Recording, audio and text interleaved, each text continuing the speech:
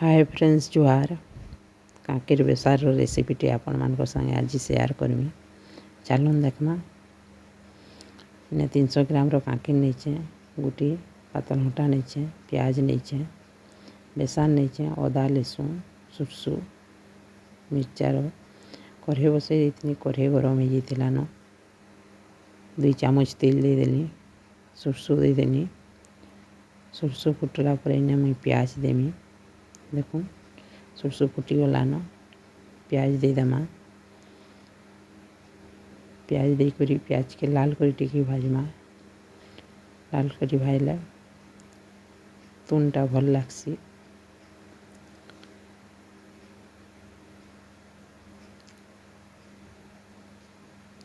प्याज भाजी ही गलान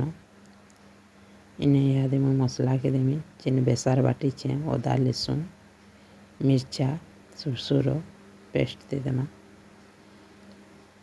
यहाँ के भलसे मिसई देमा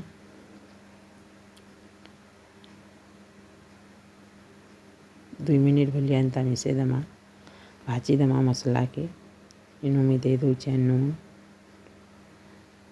तारपरे दे देमी हल्दी इनु टिके मिर्चा गुण भलिया दे देनी बाटी थी भी मसला रे टिके भलिया दे देनी थिला जी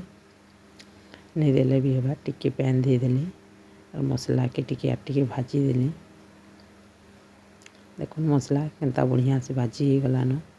इन मुई यादे पातल हंटा दे देमी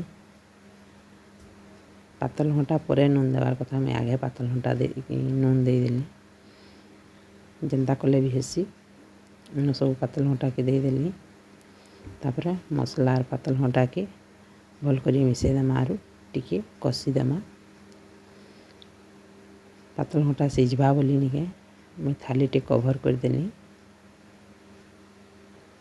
5 मिनिट भलिया गला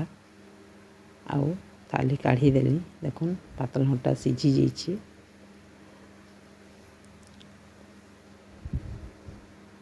देखुन मसला पातल हंटा सब बिली जाइए मसला भी भाजी जाइए इन मैं दे देमी कांकेर कांकेर के इहादे मसला संगे भल करी घाटी देमा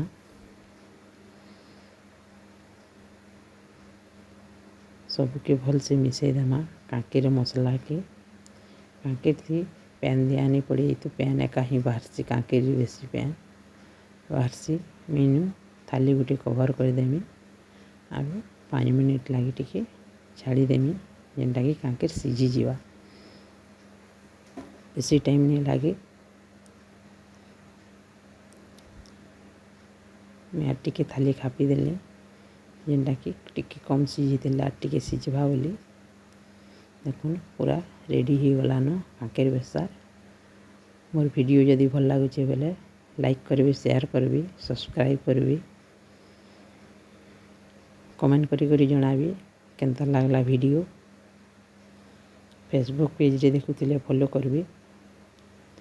आ केनता नुआ नुआ वीडियो आनमी रखुचे बाय।